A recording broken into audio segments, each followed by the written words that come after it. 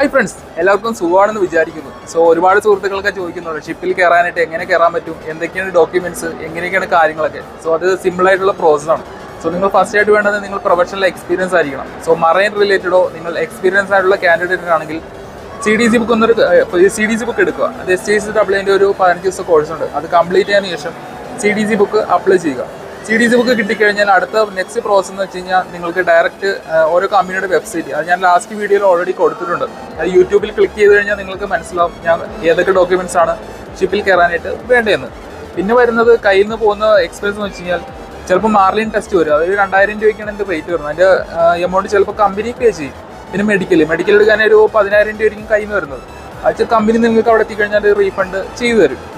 മെയിനായിട്ട് വരുന്ന documents CDC book, STCW, പിന്നെ വരുന്നത് US വിസ എടുക്കാനായിട്ട് ഒരു 14,000 രൂപയാണ് കയ്യിൽ നിന്ന് പോകുന്നത്. ആ എമൗണ്ട് നിങ്ങൾക്ക് ഓൺ ബോർഡിൽ ഷിപ്പിലെത്തി കഴിയുമ്പോൾ ഒരു റീഫണ്ട് ചെയ്തു തരും.